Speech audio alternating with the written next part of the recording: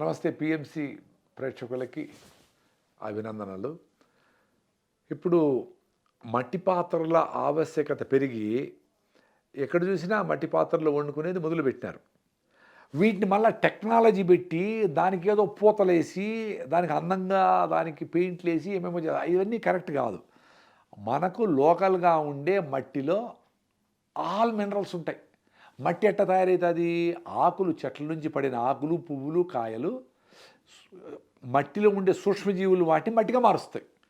ఆకులే కదా మట్టిగా మారుతాయి. సో దాంట్లో అన్ని మినరల్స్ ఉంటాయి. ఈ చెట్లు వేర్ల రూపం నుంచి తీసుకొచ్చిన మినరల్స్ని ఆకుల్లో పెడితే ఆకులే మట్టిగా మారి మినరల్స్ అవుతుంది. సో వర్షం పడినప్పుడు ఆ నీళ్లు ఫ్లో అయినప్పుడు ఆ ఎర్రగా ఉండే నీళ్లు తాగి అవి రియల్ మినరల్ వాటర్ ఆరోగ్యంగా ఉన్నారు. సో మనం వండుకునే పాత్రల్ని ఆ లోకల్గా దొరికే మట్టితో చేసుకొని వాటిలో వండుకుంటే ఈ మినరల్స్ కూడా యాడ్ అవుతాయి. ప్లస్ అది న్యూట్రల్గా ఉంటుంది. ఇప్పుడు మనం వాడే పాత్రలన్నీ అల్యూమినియం పాత్రలు వాడతాం. Aluminium oxides which are dangerous to your brain and your health. Aluminium మంచి కాదనేది ప్రూవన్. బ్రిటిష్ వాళ్ళు కూడా అప్పుడు దేశం కోసం పోరాడిన దేశభక్తితో ప్రాణాలు అర్పించిన చాలామంది సెల్యులార్ జైలు వీటిలన్నింటిలోనే వేసి అల్యూమినియం పాత్రల్లో ఆ స్వాతంత్రోద్యమంలో పనిచేసిన వాళ్ళకి వండి పెడితే వాళ్ళు చిన్నగా ఈ జబ్బులు ఆ జబ్బులు వచ్చి ఆ ఫుడ్ తిని డైరెక్ట్గా చంపేస్తే గలాట్ అవుతాయి. కాబట్టి అట్లా చేసాం. సో అల్యూమినియం పాత్రలో ఓన్లీ హీట్ బాగా ట్రాన్స్ఫర్ అయ్యి తొందరగా వండుకుంటారని చెప్పేసి చీప్ అని ఆ అల్యూమినియము పాత్రలు వాడతాను, which is definitely not correct. So best వచ్చి మట్టి పాత్రలు. సో మట్టి పాత్రలో వండినప్పుడు మీరు చూడండి, మీరు వాడే అన్నమే వండి చూడండి. 1 రోజు 2 రోజుల తర్వాత కూడా అంటే ఈరోజు చేసితే రేపు కూడా అద్భుతంగా కన్జర్వ్ అయ్యి హెల్తీగా ఉంటుంది. సో ఇంకా ఆ వండేసిన పాత్రలోనే కొంచెం ఎక్కువ అన్నం చేసుకొని, అఫ్కోర్స్ దేశీ బియ్యము ఆర్గానిక్, వాటిలో నీళ్లు పోసి ఫర్మెంటేషన్ అవుతుంది. కొంచెం దాంట్లో ఉండే మంచి బ్యాక్టీరియా అంతా తయారవుతుంది. రేపు పొద్దున్నే ఆ నీళ్లతో పాటు బాగా పిసికేసి దాంట్లో మీరు మిర్చి, అల్లము ఇలాంటివన్నీ వేసుకొని మంచిగా అంబలి చేసుకొని తాగితే పొట్టలో గట్ మైక్రోబ్స్, నోట్లో నుంచి పొట్టలో అంతా మంచి బ్యాక్టీరియా, లాక్టిక్ యాసిడ్, లాక్టోబాసిలస్ బ్యాక్టీరియాలు రకరకాలు మీ పొట్టలోకి పోయి మీకు చెడ్డ చేసే స్టెఫ్లోకాకస్, ఈకోలీ బ్యాక్టీరియానో, పొట్టలో మోషన్స్ అయ్యే ఆ బ్యాక్టీరియా వాటన్నిటి ఇది కంట్రోల్ చేస్తుంది.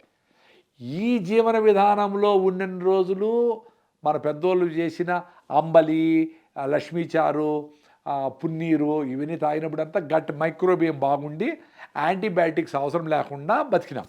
ఇప్పుడు ప్రతి చిన్న జబ్బుకి యాంటీబయాటిక్స్ వేస్తాం. యాంటీబయాటిక్స్